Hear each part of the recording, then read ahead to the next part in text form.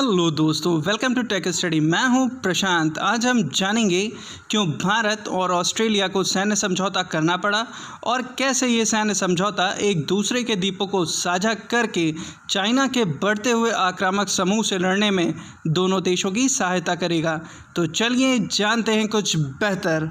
देखिए, ये the Eurasian का आर्टिकल है जिसमें बताया गया कि भारत अपने अंडमान आइसलैंड को और ऑस्ट्रेलिया अपने कोकस आइसलैंड को आपस में शेयर करेगा, जो एक दूसरे की युद्ध रणनीतिक पहुंच को हिंद महासागर और प्रशांत महासागर में बढ़ाएंगे। आखिर क्यों ये समझौता इतनी तेज़ी से आगे बढ़ रहा है? देखिए, इंडिया और चाइना बॉर्डर पर बढ़ता हुआ तनाव और दूसरा ऑस्ट्रेलिया का खुलकर कोरोना वायरस की इंक्वायरी को सपोर्ट करना। साथ ही साथ 12 मार्च को इंडियन नेवी ने 12 अंडर वाटर ड्रोन्स को इंडियन ओशन में ट्रैक किया जो ओशियोनोग्राफी कर रहे थे। नॉर्मली इस तरीके का डाटा तभी कलेक्ट किया जाता है जब युद्ध जैसे हालात हों। ये समझौता प्रधानमंत्री मोदी और ऑस्ट्रेलिया के प्रधानमंत्री स्कॉट मॉरिसन के द्वारा अगले सप्ताह साइन कर दिया जाएगा। चलिए ज़रा मैप में भी देख लेते हैं आखिर ये कोकस आइसलैंड पड़ता कहाँ पे है। देखिए, ये है हमारा कोकस आइसलैंड जो ऑस्ट्रेलिया के उत्तर दक्षिणी क्षेत्र में पड़ता है और यहाँ पे पड़ता है हमारा अंडमान निकोबार और इसे बोलते हैं स्ट्रेट ऑफ मलक्का, जो कि बहुत ही इम्पोर्टेंट है और इस पूरे रीजन को बोलते हैं साउथ चाइना सी। साथ ही साथ इंडोनेशिया के पास में दो बहुत ही इम्पोर्टेंट स्ट्रेट, सुडान स्ट्रेट और लैम्बॉक स्ट्रेट पड़ती है। भारत और ऑस्ट्रेलिया के बीच में ये समझौता हो जाने के बाद भारत और ऑस्ट्रेलिया इस पूरे रीजन पे अपनी नज़र रख सकते हैं, क्योंकि अंडमान निकोबार से हमारा मलक्का ऑफ स्ट्रेट बहुत पास पड़ता है और साथ ही साथ में कोकस आइसलैंड से हमारी सुडान स्ट्रेट और साथ ही साथ लैम्बॉक स्ट्रेट पास में पड़ती है। चलिए ज़रा वर्ल्ड के मैप में आपको समझाता हूँ कि ये सब आखिर क्यों हो रहा है।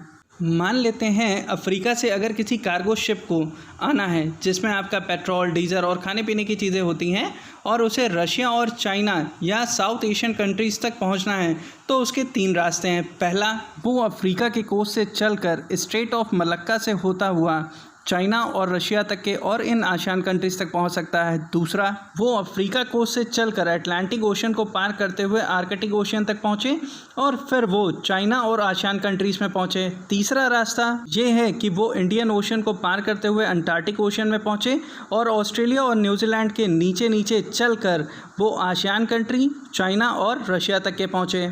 देखिए, ऊपर का रास्ता और नीचे का रास्ता, ये दोनों रास्ते बहुत ही लंबे पड़ जाएंगे किसी भी शिप को और साथ ही साथ में इन रास्तों में बहुत ढेर सारी बर्फ़ जमा रहती है जिसकी वजह से किसी शिप को सेल करने में बहुत ही प्रॉब्लम आती है और इसीलिए साउथ चाइना सी को कब्जा करने के लिए चाइना अपनी पूरी ताकत से आगे बढ़ रहा है, क्योंकि 80% ट्रेड इसी रास्ते से होता है वर्ल्ड का। जिसने भी इस रास्ते को ब्लॉक कर दिया या फिर इस पर कंट्रोल बना लिया वो पूरे एशिया को कंट्रोल कर सकता है। इसीलिए मैंने आपको पिछले लेक्चर्स में बताया था कि चाइना को इस रीजन में हराने के लिए 5 ग्रुप, क्वाड ग्रुप और जे ग्रुप बनाया गया।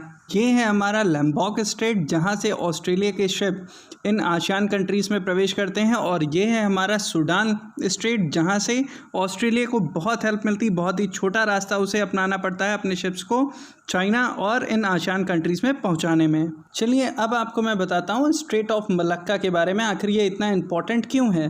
2008 के शिपिंग इंडस्ट्री के डाटा के अनुसार करीब 94,000 कार्गो शिप्स यहाँ से पास होते हैं पूरे साल में, जो करीब 25% ट्रेड है पूरे विश्व का, जिसमें अलग अलग तरह के प्रोडक्ट्स होते हैं जैसे ऑयल सबसे इम्पॉर्टेंट है। अगर चाइना इसे ब्लॉक कर दे तो रशिया और आसियान कंट्री और जापान जैसे देशों की इकोनॉमी अपने आप ही नीचे बैठ जाएगी। साउथ चाइना सी में टोटल बिजनेस कितना होता है, चलिए ये भी जान लेते हैं। अगर ओवरऑल बिजनेस अगर आप देखें तो करीबन 60% बिजनेस केवल और केवल साउथ चाइना सी से पास होता है। कोरोना वायरस की इन्वेस्टिगेशन को सपोर्ट करना और चाइना के अगेंस्ट में बोलना ऑस्ट्रेलिया को कितना महंगा पड़ सकता है, चलिए ऑस्ट्रेलिया और चाइना के बिजनेस को देख लेते हैं। ऑस्ट्रेलिया चाइना को हर साल करीब 123 बिलियन से भी ज़्यादा चीज़ें बेचता है, जो पूरे ऑस्ट्रेलिया की 6.7% जीडीपी के बराबर है और ये बहुत बड़ा अमाउंट है। वहीं अगर भारत और चाइना के बिज़नेस की अगर हम बात करें तो इन दोनों में जो साझा बिजनेस होता है करीब 515 बिलियन का होता है, जिसमें भारत केवल 123 बिलियन से भी ज़्यादा चीज़ें चाइना को एक्सपोर्ट कर पाता है, बाकी का 391 बिलियन से भी ज़्यादा हमें इंपोर्ट करना पड़ता है। ये पैक्ट साइन होने के बाद इंडिया और ऑस्ट्रेलिया पूरे इंडियन ओशियन में बहुत अच्छी मॉनिटरिंग कर सकते हैं, जिससे वो चाइना की गलत गतिविधियों को नज़र रख सकते हैं और इसमें अपना प्रभुत्व बढ़ा सकते हैं। मैं आशा करता हूँ आप सभी लोगों को ये लेक्चर पसंद आया होगा। Have a good day and God bless you.